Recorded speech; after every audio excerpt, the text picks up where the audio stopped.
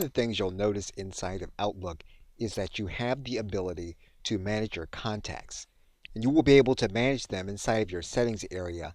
If you look past General and Mail, you're going to see your people here. And you do have settings where you can choose to display your contacts by their first name or their last name. You will be able to manage them from the dashboard. You're going to see this people link. And this will take you inside of your Outlook dashboard where you will be able to enter and manage your specific contacts. If you need to add a new contact, you can go here inside of Outlook. You can then click on New Contact.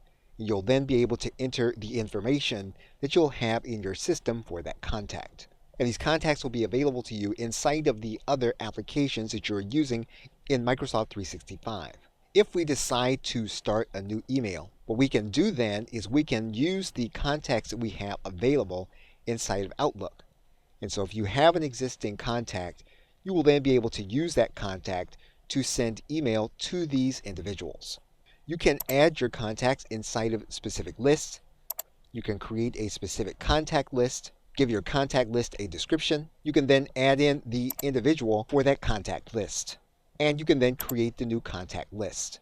When you are sending emails, you can use the contact list that you have available in order to contact all the individuals inside of your contact list. Okay, so with that, thanks, and I will see you in another video.